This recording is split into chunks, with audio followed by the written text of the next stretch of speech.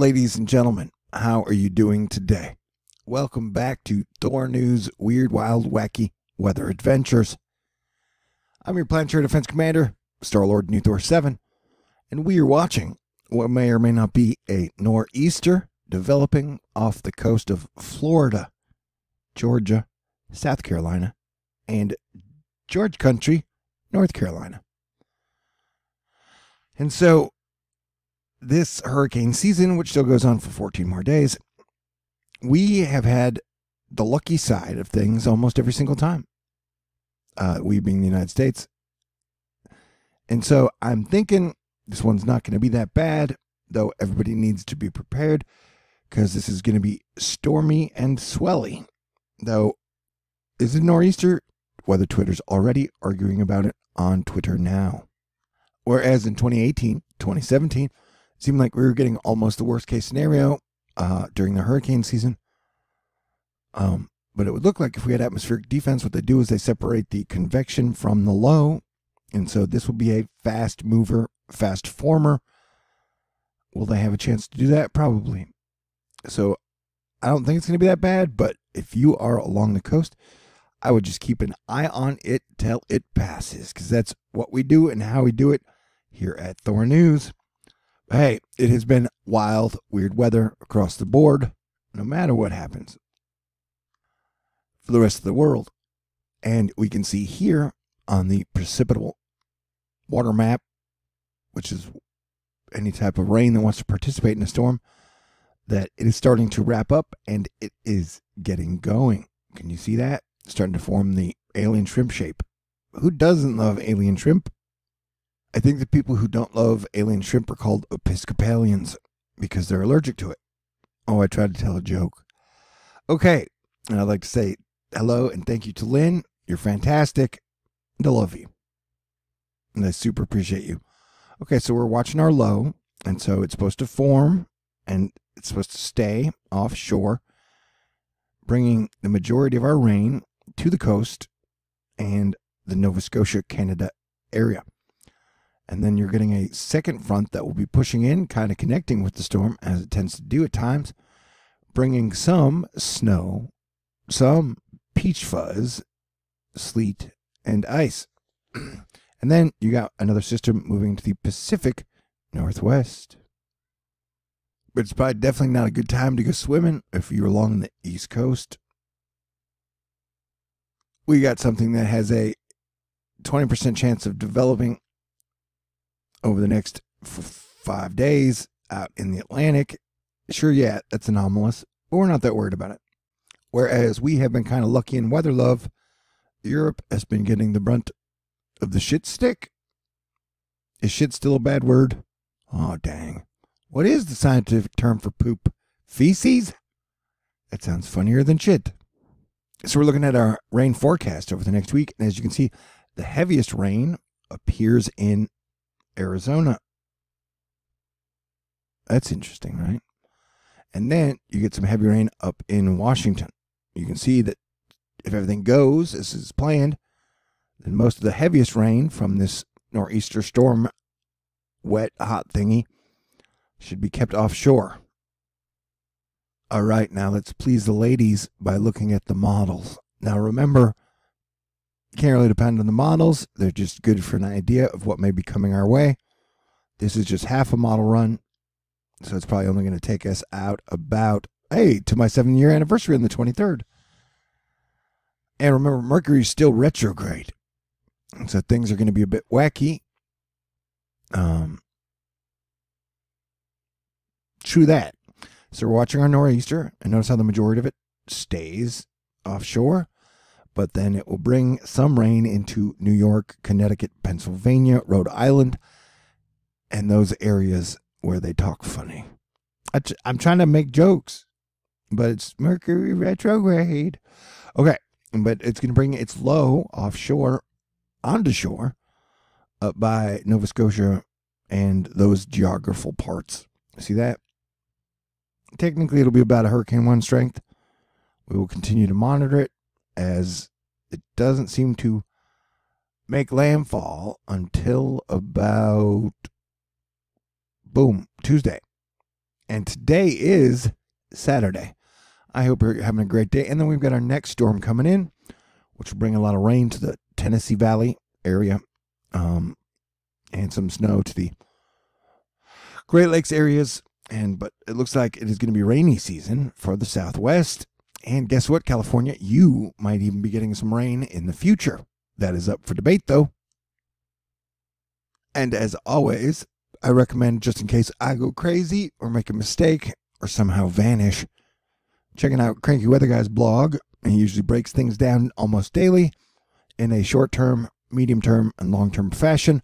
And my advice is pretty good because he's done as good a job on weather all year round as anyone on the planet. He's been the gold medal winner, in my opinion. I'll leave his blog linked for you in the information box, covering the coastal storm, analysis, theory, and impacts. Now we're over at Daniel Swain, who's doing a swan song on the complex and honestly pretty bizarre weather pattern shaping up for California over the next 10 days. First, widespread record heat possible this weekend, early next week. Temperatures in the 80s and even 90s in some spots. That's only the first part of what he's saying. But yeah, that would be some hellacious heat. And yes, I know. Cold records have been getting shattered and totally broken across the board. We'll get to that in a moment.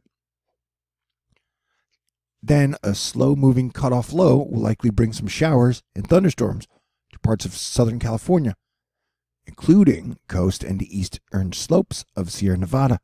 Still some model disagreement, but precipitation could range from trivial, from the GFS, to significant, the Euro.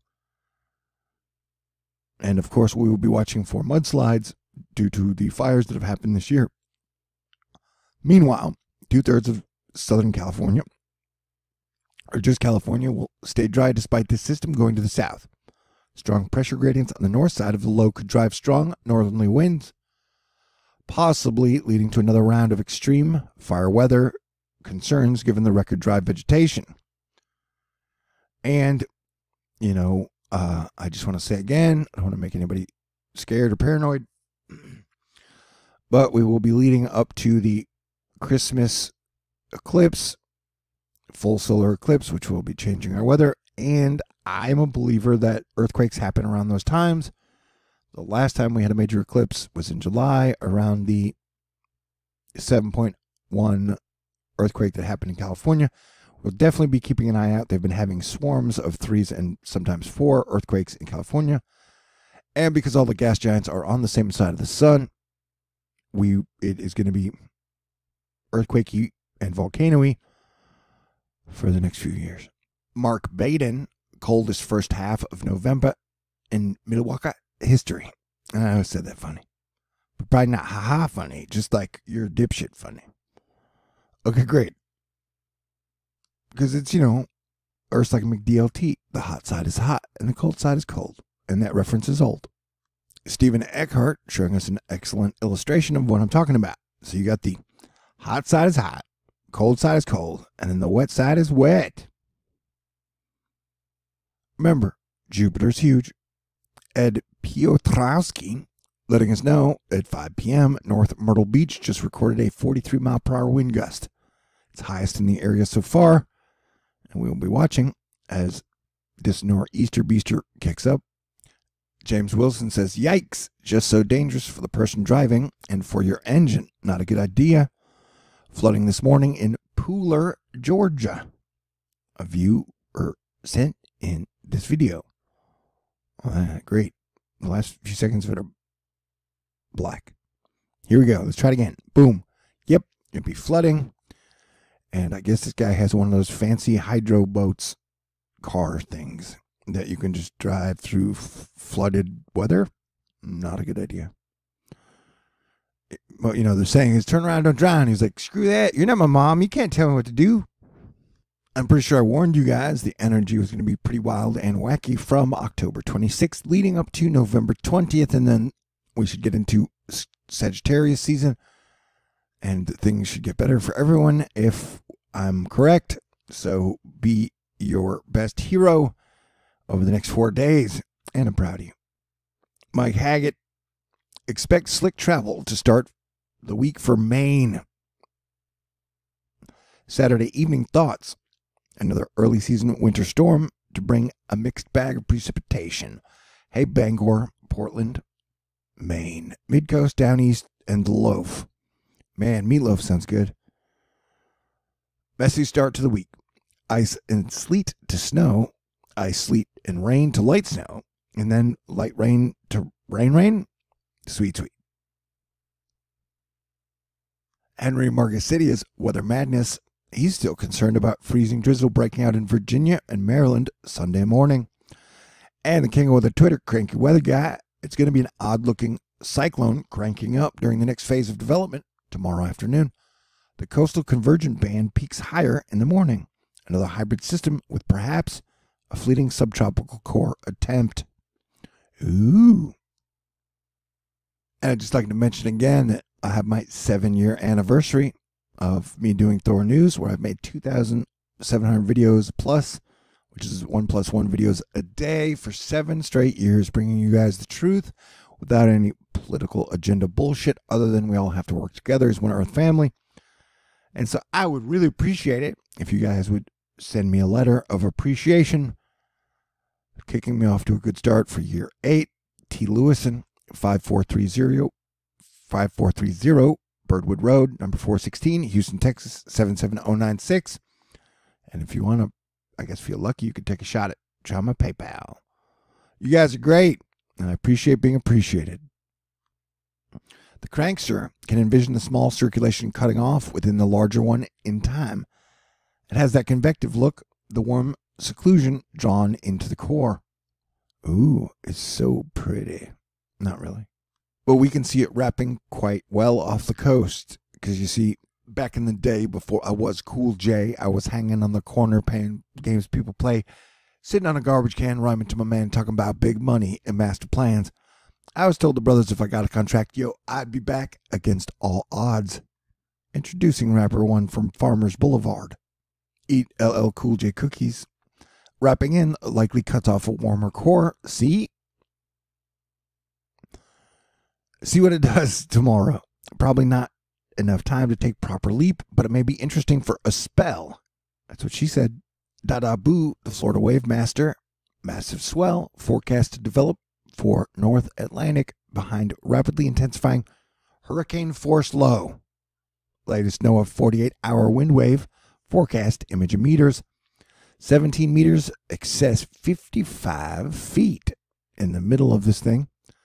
So that's pretty big. And that's what he said, because he was gay. Hey, I'm a fan of the gays and the divorcees. I love everybody. How was that for an off-color joke for your Saturday? What's causing all of the wind up and down in the East Coast? Hint, it's not just the storm off the Carolinas. I guess you'll have to go to Weather Nation to find out what else it is, because this has no sound. James Wilson, the Tornado Kid, although he looks like an adult, that is okay. You can use that term for adults or kids. A huge change in the upper pattern will allow some much-needed rain and snow for the southwest to come into play. Great news for the drought. Just be careful in burn areas in SoCal and dry wash flooding in Arizona. Be careful. But yeah, we are talking about substantial coastal flooding is predicted over multiple tidal cycles with up to 4 to 8 inches of rain with an isolated 10-inch amounts and peak wind gusts between 60 and 70 miles an hour. This is your favorite Thanksgiving pie by region, and it is not up for debate. Ooh, banana cream cheese. Storm Chaser JS letting us look at the wind swath with some 60s for the Carolinas possible over the next 24 hours. And we're looking at the major rain event for possible Southern California, Middle California, and the surrounding states in the Southwest, Tuesday night through Thursday. So please don't get caught off guard by some possibly nasty winds. We'll see. Weather Willie, snicker, snicker. Last night's run of the European Mall is a great example of what the atmospheric blocking does. Notice how the flow gets clogged up or slowed down due to the high pressure over Western Atlantic and Greenland. Starting Monday, storm chances increasing by month, and winter can arrive near coasts, in my opinion, which is his opinion. Let's take a look at it together. You and I. Yeah, so some blocking happens, which clogs up.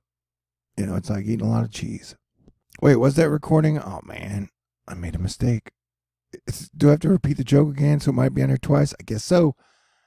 So that's what clogging is. It's like eating a lot of cheese. Was the joke better the second time? Oh, man. Greg shining bright like a diamond, letting us know congratulations to Jacksonville, which has seen its second wettest November day on record today, which was the 15th. And we're now in the part of the season where it is the cold records that are being shattered. And the high records are still being shattered, but nowhere near as close as the cold records. And this Earth weather changes pattern from a deep solar minimum and all the gas giants on the same side. Add the south and southeast to the top 10 coldest November so far. Good grief, says Catherine Provic. And there is major, very dangerous, catastrophic flooding happening in Italy. Rome, I think. There's something unusual going on. Last year, there were 121 days of high tides in Venice, twice the number in 2017. So, yeah, they're in trouble, and Europe is getting the worst of the storms so far in the last month or two. Australia was having some of the worst wildfires I've ever seen, which were extremely catastrophic to their area, the people, the area, and the wildlife. And the people always say the economy is great. Well, global debt surged to a record $250 trillion in the first half of 2019. What do you expect, the world to just get up and get a better job? That is probably why they're pouring in $75 billion a day into the financial assets to buy up our own bonds and treasuries, while the public fights and the government rips itself to shreds. Strange days indeed. And we got major activity in the Fuego volcano in Guatemala. And I'd like to say again, I know quite a few famous people watch my channel. If you guys would like to send a contribution or donation for my 7 years of service, that would be wonderful. Because if the well-to-do people would share more with the people who could, like me, that would be great. And society probably function a little better. There's all the ways to do it and stuff. I don't know. Am I going to get to celebrate for my 7th? Probably not. We'll see. Okay, great. Everybody have a great day. God bless everyone. Peace out.